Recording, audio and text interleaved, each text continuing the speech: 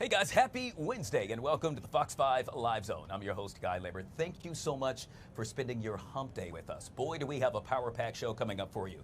Some of the stories we're following, the latest on the wildfires that continue to burn out west. We're going to take you there live and speak with a resident not too far from that fire.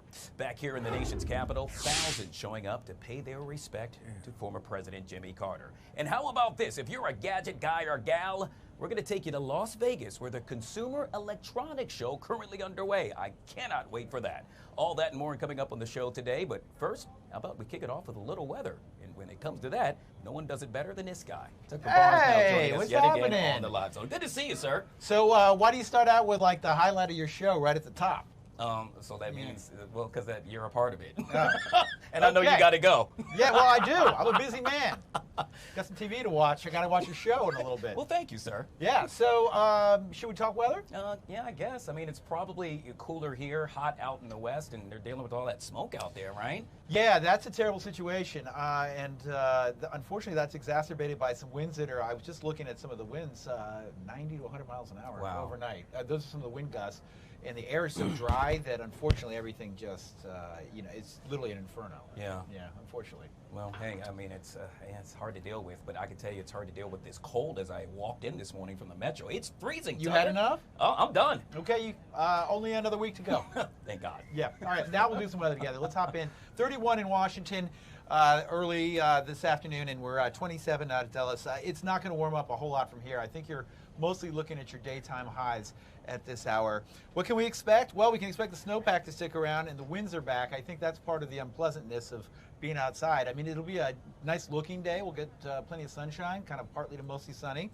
I can see some clouds working in from the north and west, but no snow expected later today or tonight. But the cold will remain. That snowpack will remain. Daytime highs again, low 30s, and the wind chill will be, when you factor in winds out of the north and west, at about 20, 25. Wind chills will be in the 20s throughout the afternoon. Wow. Yeah, cold afternoon.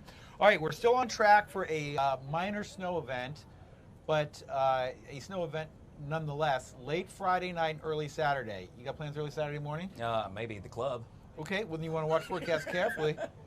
Yeah, I bet you're at the club, aren't you? I'm just playing. I'll be in like hour of sleep number 6 by then.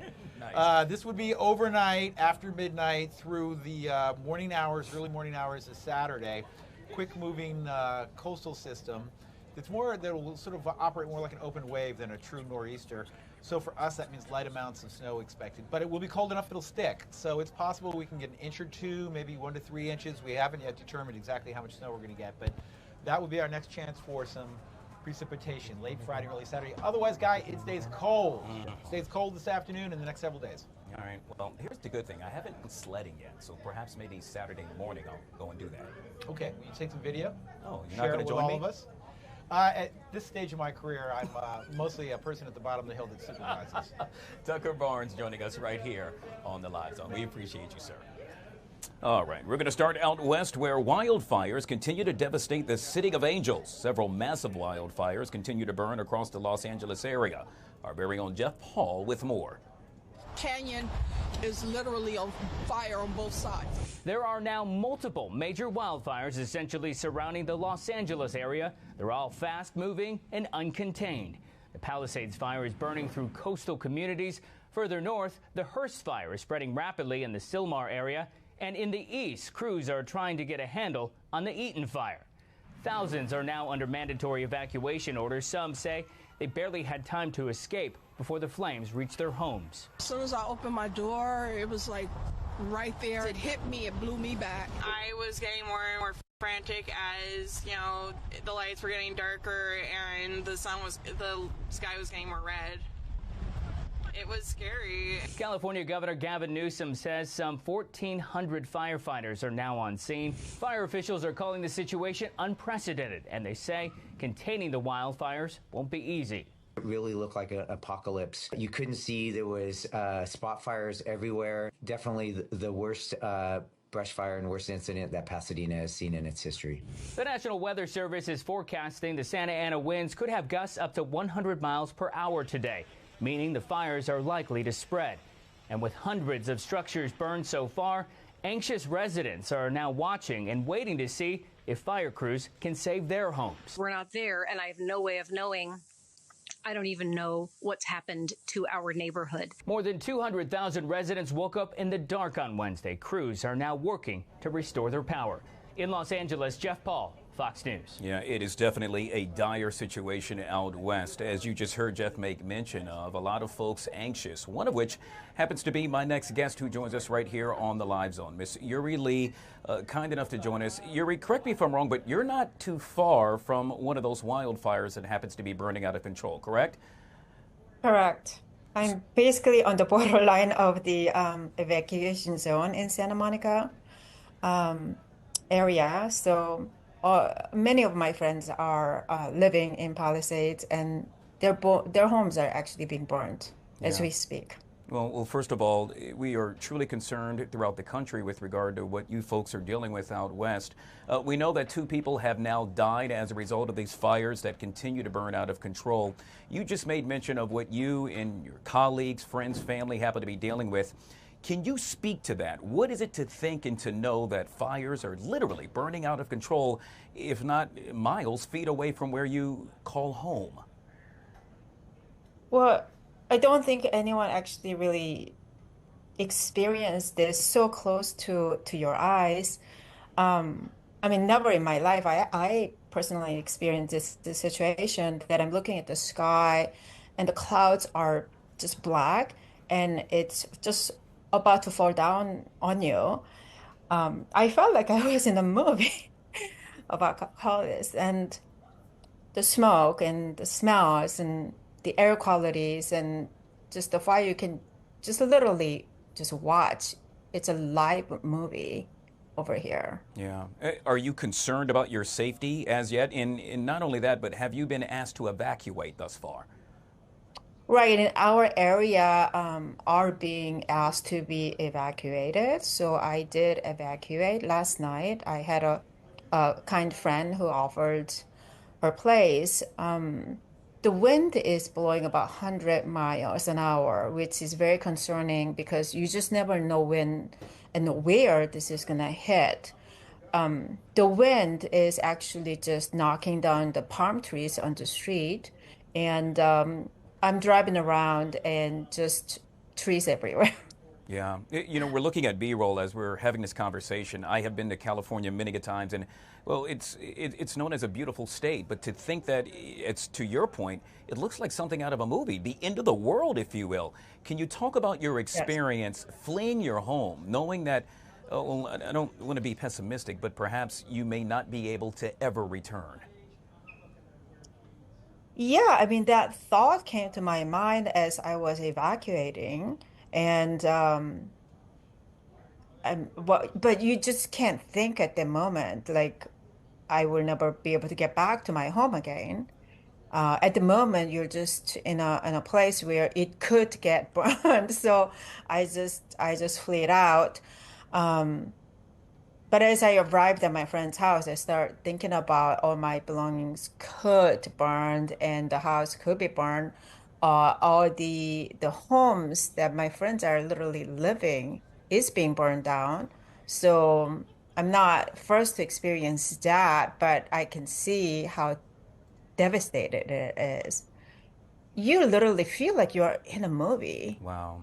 Yeah. Right now. Yuri, I'm hoping you can tell us, because obviously many of us have never been in this position before. The thought of you having to flee, and not only that, but fleeing at a moment's notice. Were there certain things in your home that you said, you know what, if I don't come back, if I'm not able to come back, I want to make sure I have this. I want to make sure I take this with me. Did that cross your mind? No, the only thing was I had some extra cash. That's the only thing I took it out, because that's basically what you could think of at the moment. I mean, I have many things that I would like to take with me, and I plan to actually go back to see if I can come in and gather more stuff. But at the moment, I don't think that you have that sense that I should take something with me.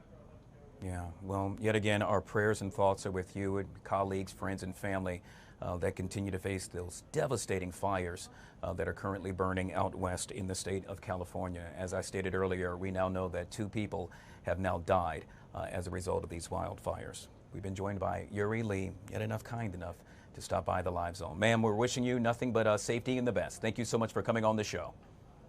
Thank you, dear. All right. Obviously, we will continue to monitor that devastating story out west throughout the show right here on the Live Zone. Meanwhile, back here in the nation's capital, former President Jimmy Carter now lying in state at the U.S. Capitol. The 39th president's body will remain there until his funeral tomorrow at the National Cathedral. Thousands have already showed up to pay their respects. It would be a really cool experience to see and pay our respects to someone who did a lot of good things. And we're both in the military, so paying respect to someone who did that and served our country in that way. His dignity and his just grace under what I thought was a lot of pressure, you know, with the whole thing with the hostages and all that kind of thing. We just admired him a lot. He was really a good president, you know, I thought. And obviously, we will continue to have all things with regard to his funeral and the services that will take place. Of course, you can watch that right here on Fox 5 and Fox Local. Obviously, with President Carter on the minds of many, we should also make mention that similar to President Reagan's death in 2004 and President Ford's death in 2006, well, a lot of folks actually plan to visit right here in the nation's capital to pay their respects. That's where none other than, well, Hotel Planner comes into play.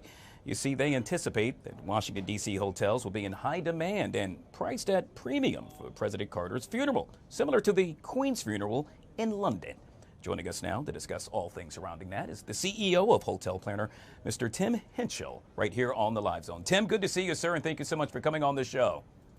Thank you. Great to be here. So Tim, obviously, it's a trying time for a lot of Americans. We are mourning the death of our beloved president, the 39th president, Mr. Jimmy Carter. As you heard me make mention, thousands, if not hundreds of thousands of folks have now flocked here to the nation's capital to pay their respects. In doing so, you don't typically think about the hotel prices and actually getting a hotel. I mean, it's something that many of us didn't plan for. Would you agree? Yeah. Definitely. I mean, to be exact, we're estimating about 23,000 people will come to the city in the next couple of days to pay their respect. And that's got hotel room rates up about 30% year over year. Hotel room rates in D.C., you know, are always high because of high demand. Five-star hotel is going on average for about $560 a night. But just to put that in perspective, in a week from now, you're going to have the inauguration for President Trump. And five-star hotels are going for, on average, over $3,000 a night over those dates. And you mentioned Queen Elizabeth II back in 2020 in September. During her funeral, five-star hotel room rates spiked to £3,000 a night during that event. So that was massive global worldwide demand. We're not really seeing that here. You know, the fact that the inauguration rates are 5 times higher, you know, kind of shows that the demand is higher over that date, and we're estimating over 50,000 people will be attending the inauguration. Yeah. Tim, I hate to ask a question, but I have to. I'm a journalist, and that is, you know, a lot of folks are saying, well, hey, is it possible for a hotel to look at this and say they want to benefit financially? Yes, it's a business, but to think that one or an entity would do so based upon the president's death, it can be somewhat concerning. I mean, hotel room rates are like, you know, Super Bowl tickets, F1 tickets. Yes, there are rules around rack rate, but in the five-star category, if you ever check what the rack rate is, it's typically at any five-star, they're going to set it at $5,000 a night. You know, they cater to the highest of highest clientele. So, you know, from a five-star hotel perspective, they're still reasonable at $3,000 a night. If we went and looked at more of a 1 or 2 star hotel, you can probably still get one of those at a couple $100s a night. So if being there is your main focus, not making sure that you know, you appear to the public as a dignitary, and then we're talking about sovereign money, and we're talking about high net worth individuals, billionaires.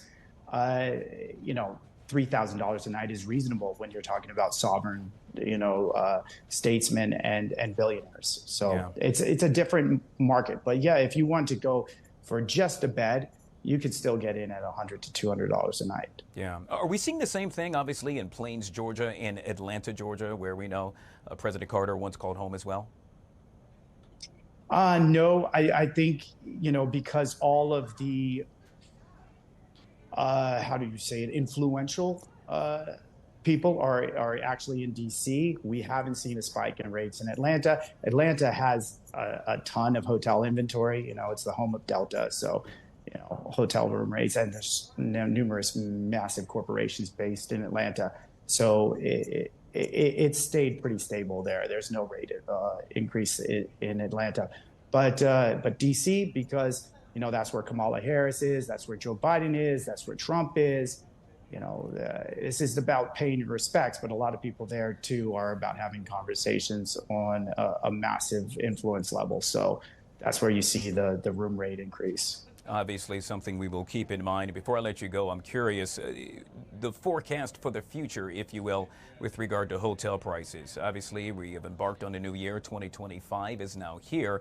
Anything outside of an unscheduled event that you see that prices could potentially rise? Prices will continue to rise. We actually hit a market high in 2019. Obviously, COVID brought that down tremendously, but we as an industry were able to surpass the 2019 high in 2022, and then we broke those records in 2023 and 2024. We're forecasting about a 3% RevPAR, revenue per available room, in 2025, 3% increase. That's kind of modest, but we're still going to break all-time record highs, and it's mainly because baby boomers are retiring. So market, fluctuations don't mean much to them. They have a bucket list.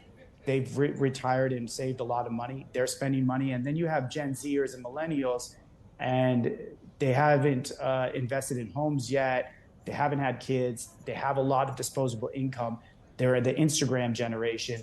They're about travel. And so you have two big demographics that are competing in the hotel market and the travel market, and that's bringing prices up. Yeah, vital information yet again by Mr. Tim Hinchell. He is the CEO of Hotel Planner. Tim, thank you so much for your time, sir, and thank you for coming on the Live Zone.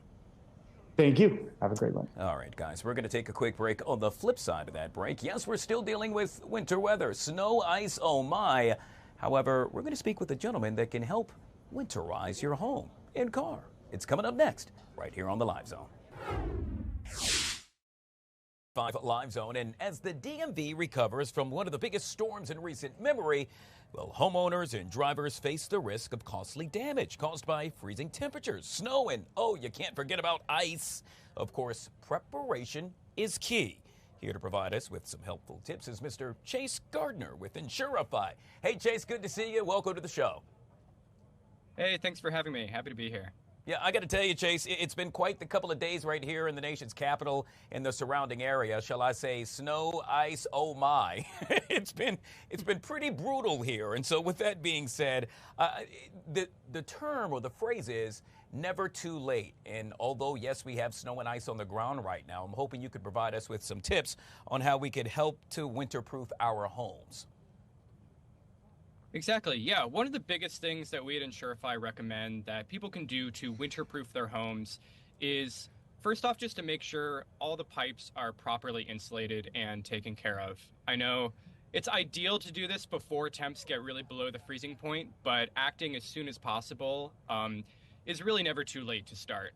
So water damage is just one of the, if not the most common home insurance claim, one of the most common. And so, especially in these winter times, pipes bursting is a huge problem, especially in areas like DC that don't always get storms as severe as this, don't often get as cold as this.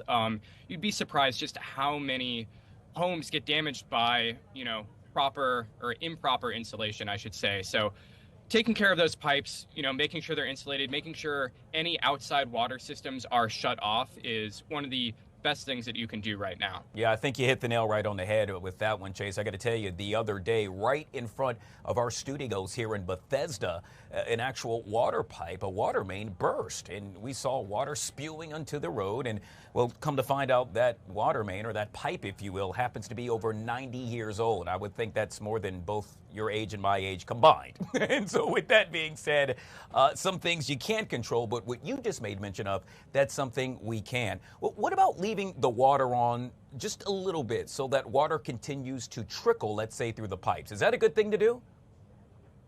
Yeah, absolutely. If you know it's going to be a cold night, just leaving a little trickle on all your taps, especially any pipes that might be on outside facing walls, running through anything that could be exposed to that extremely cold air, that's super important, and can really save you, even if your insulation, that's a big task to go through and re-insulate everything. That's probably one of the best things you can do just immediately to really protect yourself against, some of those coldest temperatures that could really cause damage. All right, well, a home is one thing, and then we have an automobile and or a car, which happens to be another. Hopefully you could provide us with some tips on what we can do in order to keep, I call my car Betsy, in order to keep Betsy safe, sir.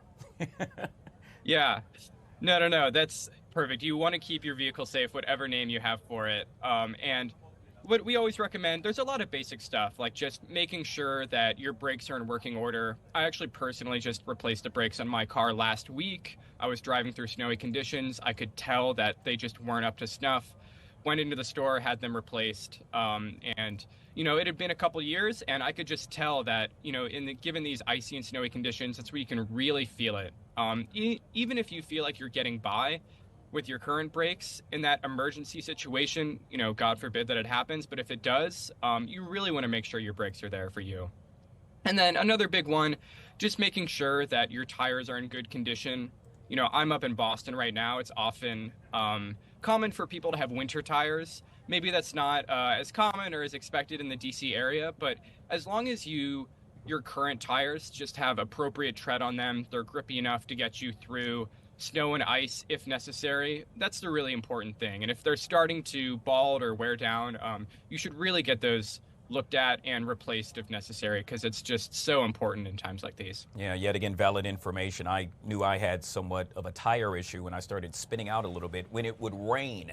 Hence, can you only imagine what I would deal with if we're talking about snow and ice? Not a good thing. So to your point, I had them replaced. Chase, I'm all about saving money and saving money in a major way, and I would assume so are our viewers. And so with that, I'd like to ask you, how could I do so with regard to potential claims?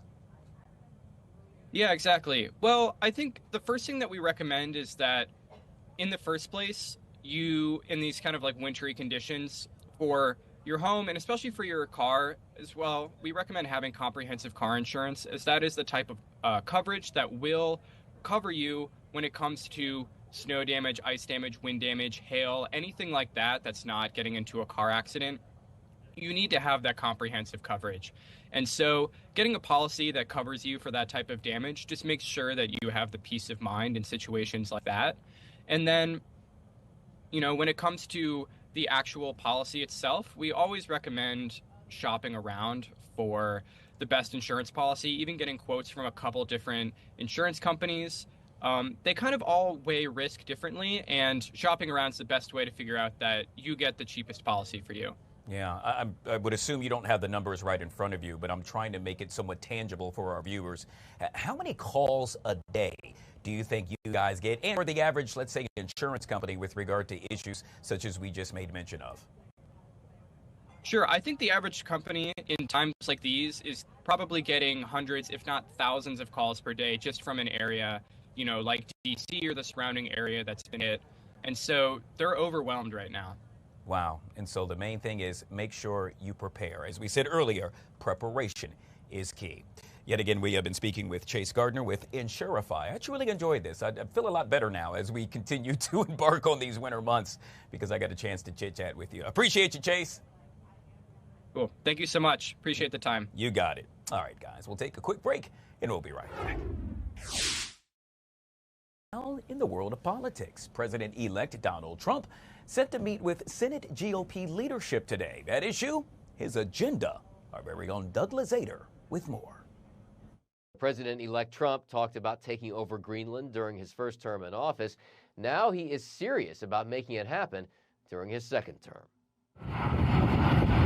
President-elect Donald Trump's plane arrived in Greenland yesterday, an unofficial visit by his son, Don Jr., who later raved about his reception there. It was in the 20s, very cold, but the reception we received actually showing up there was as warm as could be. I'm not going to commit to that now. Earlier in the day, his father wouldn't commit to the use of military force to take over Greenland, but he clearly has his eyes set on the resource-rich island, as well as the Panama Canal, which the United States gave back to Panama in 1979. Look, the Panama Canal is vital to our country.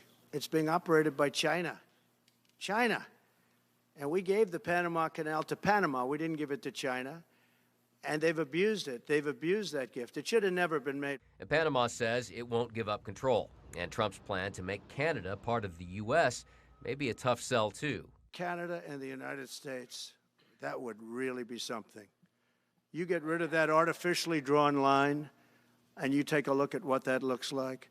And it would also be much better for national security. Outgoing Canadian Prime Minister Justin Trudeau wrote on X, "There isn't a snowball's chance in hell that Canada would become part of the United States." Trump, who is heading to Capitol Hill today, already has a packed agenda. This would be walking, chewing gum, and jumping rope and juggling all at the same time. And one other Trump idea that may soon be making some headway on Capitol Hill, renaming the Gulf of Mexico to the Gulf of America. In Washington, Doug Luzader, Fox News. All right, there's a lot to digest here as we continue to discuss all things politics. Joining us now is Mr. Eric Faddis, political strategist back here on the Live Zone. Good to see you, Eric. Happy Wednesday to you. Good to be with you, Guy. All right, let's jump right into it. In this case, we're going to start overseas, where the president-elect is now vowing to take control of Greenland. Denmark has since responded, saying Greenland may be independent, but it's not a U.S. state. A number of lawmakers now coming forward stating that, well, the suggestion that this could happen is downright disrespectful. Your state on this, sir? Yeah, Guy, I mean, this is kind of a bizarre measure that Trump is considering. So, look, Greenland has economic and national defense benefits in that they do have rare natural resources on which China kind of has a stronghold. So that's why I think Trump wants to go get this. But he's essentially saying, hey, we want to buy you Greenland. And if you're not selling, then we're going to consider more extreme measures. And so that certainly is ruffling the feathers of some. All right, well, but others have stated that the president-elect has not ruled out using force and or economic sanctions. Many have said this sounds like something you would hear from the Russian president, Vladimir Putin. You know, certainly a concerning representation by President-elect Donald Trump, something that harkens back sort of to America's imperialistic age, which most people think is very regrettable. You know, I'd mentioned that Greenland is part of the Kingdom of Denmark. Denmark is a NATO country, and so usually if a NATO country is attacked, its allies come to its aid. Those allies include England and France, and so it could be a tremendous military mess for the United States if they decide on military action against Greenland. All right, we'll move from Greenland to Mexico. In this case, the president-elect team now discussing plans to designate Mexican cartels as terrorist organizations. Mexican cartels obviously rake in billions of dollars and control much of the flow of illicit drugs that end up flowing right here into the U.S. First of all, is this a good thing? And second of all, from a legal standpoint, could this happen? You know, he probably does have the legal authority to do this, and it was given to him by the Patriot Act of 2001. And so what he could do is he could designate them as terrorist groups, and that would help him prevent and exclude people from immigrating from those organizations to the United States, at least in theory. It could also give more momentum for a possible military action. He's talked previously about bombing fentanyl labs in Mexico, and this would be, I guess, the first step in that direction. Yeah, it's going to be really interesting to see how all of that unfolds right before our very eyes. The president-elect also considering declaring a national economic emergency to provide legal justification for a large swath of universal tariffs on allies and adversaries. All right, Eric, you're an attorney here. You're a legal expert. So is this legal and will it happen? You know, I think it is probably legal. There's something called the International Economic Emergency Powers Act that would allow him to do this. It's relatively easy for a president to do this. It's happened in the past. Clinton did it in '95, saying that, hey, there were drugs in Colombia. We got to declare a national emergency. Obama did it with a conflict in Central Africa. So it's certainly possible, and it enhances Trump's ability to impose tariffs on Mexico, which he said he wants to do. So all of that, I think, is going to come to fruition early in his term. I think it's very likely. All right, Eric, I'm going to throw a zinger in here before I let you go, and that is obviously all eyes happen to be on Canada. It seems like we're talking more about what's happening on an international level than what we are discussing right here on a national level. We know the Prime Minister now stepping down. A lot of folks saying, hey, that's because of, I guess, the back and forth between both the Prime Minister and the President-elect. Any words to this? Anything you want to comment about? Well, look, I think there are a number of factors that led to Trudeau resigning office. I think one of them is that he doesn't want this impending conflict with President Trump. He wants someone else to handle that. He's been in office for quite some time. His approval rating is extremely low. So it makes sense for him to get out of office now. And we'll just have to see who takes the reins and how that person jousts with Trump in the coming weeks and months. Yeah, obviously, it's going to be very interesting and something we will see unfold right before our very eyes come 2025. We've been joined by Mr. Eric Faddis, attorney extraordinaire and political strategist, yet again right here on the Live Zone. Make it a good day, Eric. Always good to see you. Always happy to be here. All right, guys. Obviously, one of the many things we will continue to follow throughout the day, including we are following this as well, and that is many, if not thousands, if not hundreds of thousands, paying respect to the 39th President of the United States, the late Jimmy Carter, who currently lies in state at the Capitol Rotunda. Obviously, we'll have coverage throughout this afternoon and tomorrow morning, not only on Fox 5, but on Fox Local as well. We'll take a quick break, and we'll be right back. President-elect Donald Trump is now asking the Supreme Court to call off his sentencing this Friday in that hush money case in New York. Trump's team turning to the highest court after New York courts refused to postpone the sentencing. The judge has suggested he will not impose any jail time, fines, or probation. Trump was obviously convicted in May of falsifying records related to a hush money case involving adult film star Stormy Daniels. Joining us now to discuss all things surrounding this from the Gallucci law firm is Mr. Mario Gallucci, prominent attorney, back here on the Live Zone. Mario, good to see you, sir, and welcome to the show. Good to see you also. My pleasure. All right, so there's a lot of folks like me, Mario, that are saying, hey, I'm confused. I don't understand what the heck is going on. And so I'm hoping you could break it all down for us. Correct me if I'm wrong, but Trump's attorneys are stating that this really needs to be paused. And they're stating that because, well, they're saying to prevent grave injustice and harm to the institution of the presidency. Do elaborate, sir. So what they're arguing, and they've been arguing, is that the Biden administration has weaponized the Department of Justice and local state district attorneys against its political opponents. And in this case, we're talking about Donald Trump. And they want to go forward with bringing that out so he cannot be prosecuted in the state court. So what they've done is they've taken what's called an interlocutory appeal in New York State in front of Judge Marchant. So what does that mean? An interlocutory appeal is an appeal that's taken while a case is currently pending, which is different than an appeal once you're convicted. So what they're trying to say is that as a result of the Supreme Court decision saying that he is immune, that the case should have never been brought and should be dismissed, and that is being ignored by Judge Marchant. They brought that to the Court of Appeals in New York, and the Court of Appeals in New York disagreed with them. So now they're bringing it to the appellate division, which is the highest court in New York State now, but the judge is still trying to go forward with the sentence on Friday. And as a result of that, they're bringing it to the Supreme Court to try to stop that from happening. I guess my next question I was going to ask to say, hey, has this happened before? Obviously, I don't think so. And so what I will say is if Mr. Trump were not the president-elect, would we be dealing with something like this? No, it is very unusual. I've been practicing over 3 decades. I've never seen any, I mean, I've seen an interlocutory appeal before, but I've never seen anything like what you're seeing right now. The big problem is that if Trump wants to appeal his conviction, he can't do that until after he's sentenced, and that's what Judge Marchand is trying to say. That you can't do anything with this case until after I sentence you, and they're trying to stop the sentence completely from happening, saying that it was a grave injustice. Yeah, and so with that being said, Mario, the next question is, what would one's argument be with regard to, let's say, a Supreme Court justice sides with them? What would that argument be if legally you cannot do that?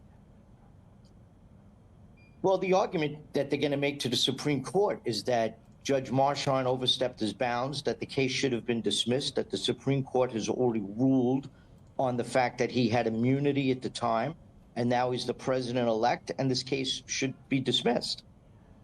That's the argument they're going to make. Whether the Supreme Court buys it or not is another story.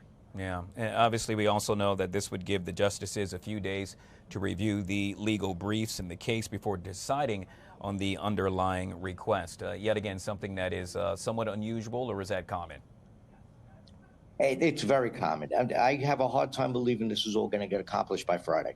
Wow. All right, so we'll wrap up with this, Mario, and that is, do you think it's going to happen?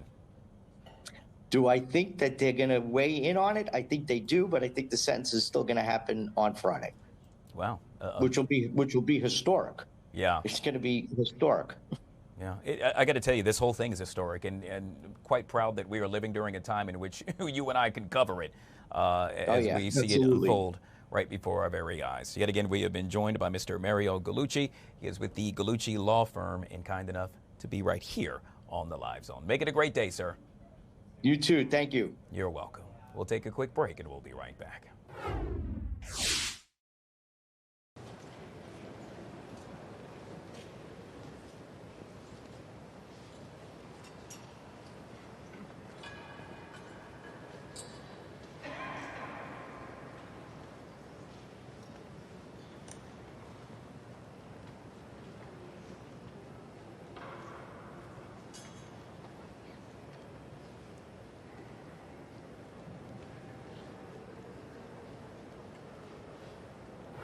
All right, guys, back here on the Fox 5 Live Zone. Obviously, you were looking at live video of the 39th President of the United States lying in state at the Capitol Rotunda, honoring and celebrating all things with regard to the life of Jimmy Carter. We will continue to do so throughout the afternoon right here on the Live Zone. Well, if you happen to take a stroll outside and, well, you forget your coat, you're going to be in store for a big shock. Why? Because, as you know by now, it is freezing. And I'm talking about bone-chilling freezing. But staying cool is the name of the game with regard to hypothermia. Ted Lezinder with more. With millions across the country facing bone-chilling temperatures, many health experts are warning about cold weather injuries. Frostbite is when the skin or the tissue actually freezes. And hypothermia is when our body gets so cold that is unable to maintain that internal core temperature. Because the body is designed to keep its core organs heated, so our body will shift blood from our skin and our hands and our feet to our core to try to keep it warm. Besides hands and feet, skin on the nose, ears, and cheeks can also be highly impacted by frostbite. Whatever organs impacted may get red, then it may progress to getting white or grayish color.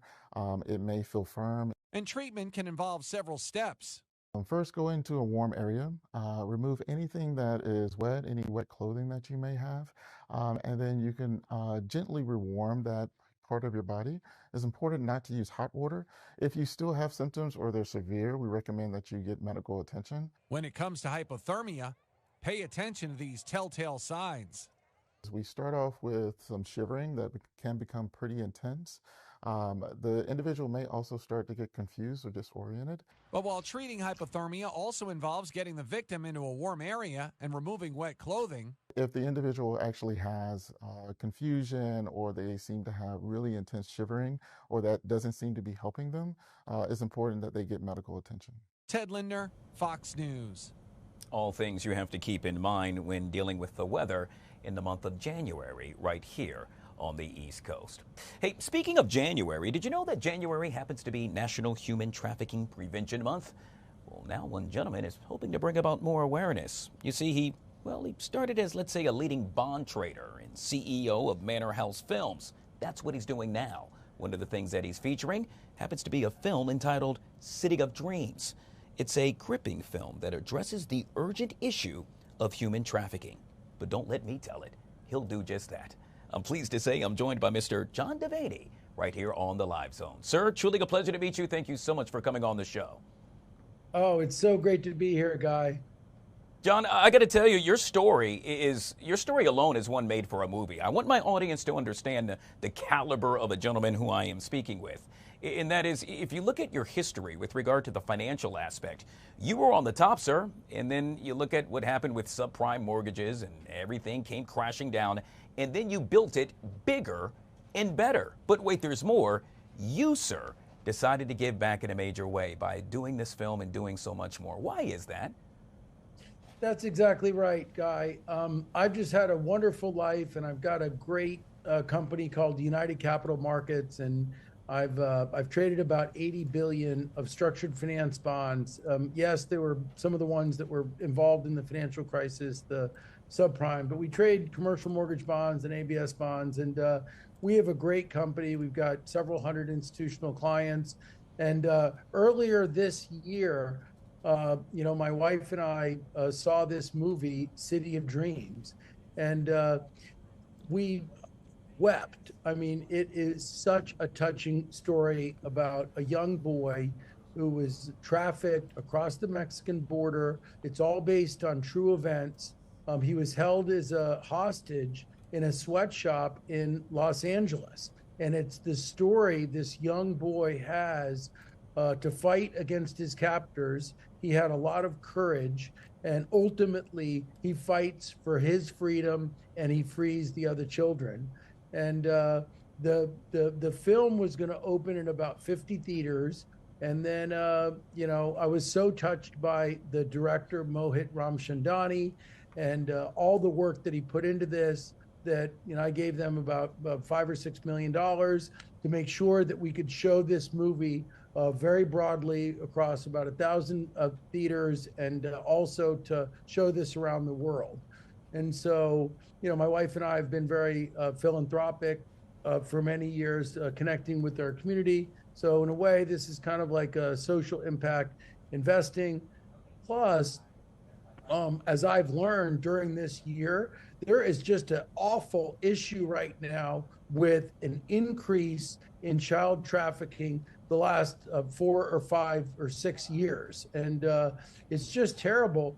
Trafficking of children here in the United States, I've now learned, is up like 400 to 500%. And I'm talking about young kids that are 10, 11, 12, 13, 14 years old that are being kidnapped and held hostage in the United States. These numbers should be going down, not up.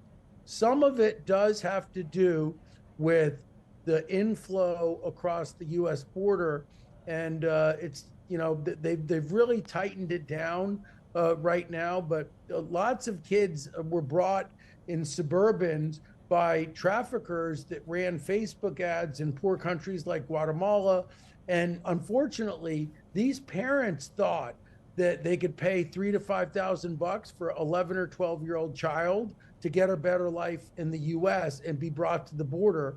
And the policy, and it needs to be changed. I mean, it's just cuckoo that you could have an unaccompanied minor child that's 10, 11, 12 years old that our country is accepting without an aunt, uncle, or any kind of a guardian. And there was literally hundreds of thousands of children that came to the border, and they were processed. They were put in all these tents, and the kids were released out to sponsor families across the United States. And the thing is that I've discovered now, and there's been a bunch of whistleblowers that have uncovered a lot of what had really happened. The vetting was really poor, unfortunately, and a lot of the kids gave names and numbers of bad guys in the United States. Those names were provided by the traffickers, and in many cases, these kids were given off to other people in the U.S. that had 20 kids The New York Times, Hannah Dreier, did almost 20 articles now over the last 2.5 years. So real big kudos to her for reporting on this. I mean, there was some places in Minnesota where they busted homes that had 20 kids. They're being picked up in 15 passenger vans and cleaning a pig slaughterhouse from 9 p.m. till 3 in the morning. These kids weren't in school, and that was labor, the labor trafficking and kidnapping, and so unfortunately, a lot of the gangs across the United States have preyed on these children for both labor and sex trafficking. So anyhow, I had found out that from the director, Mohit, that made this really very inspiring and beautiful film, that the trafficking had gone up so much. And I said, you know what, this is where I'm going to draw the line, and I'm going to get behind this. And I feel great that I did. And you know what? There are some really, really incredible other business folks besides myself that have felt the same way. Vivek Ramaswamy became an executive producer, and he's appeared on 10 live TV shows, and he flies his plane and stands next to me at all these red carpets and these events that we're doing. He offered to be the host coming up. We think we're doing a big event with President Trump and him and Tony Robbins and Mira Sorvino, who has been very involved for 20 years trying to protect children. I've met all these people that have been donating a lot of their time and energy. Tony Robbins has gone undercover in Haiti. He's become a good friend of mine now. And, a lot of these business leaders are doing this out of the goodness of their heart. And honestly, that's what we have to do. Like, people like me and other people out there, I mean, this is where we've got to draw the line and say, this is BS. And, the one thing we should be protecting is protecting kids from kidnapping. So, Mr. Devaney, once again, kudos to what you're doing, and thank you so much for giving back in a major way. But I got to be honest with you. I think so many Americans, myself included, have really overlooked this topic, overlooked this subject. This is really a major issue. Why do you think that is? I got about 2 minutes left, but I'm hoping you can address as to why so many of us just turn the other way, or look the other way, I should say. Yeah, I mean, unfortunately, I mean, not to make this political, but, a lot of the media has just swept a lot of this issue under the rug, and they haven't really been focusing on exactly how bad this issue is, which is one of the reasons why I've decided to use my own voice and make sure that I can raise as much awareness as possible. That's why we're continuing to encourage people to please watch the movie. It's very inspiring. Lots of the folks that see this movie, they feel like they want to contribute, they want to help. And so I think that, the media, Fox, and all the different media outlets should really, focus on trying to raise awareness on this topic. Well, I can tell you one thing, sir. We are doing that right here on the Live Zone, and we truly appreciate your time. Yet again, we have been speaking with Mr. John Devaney, leading bond trader, I might add, and CEO of Manor House Films. Sir, this has truly been a pleasure. Thank you so much for coming on the show. An honor. Thank you very much, Guy.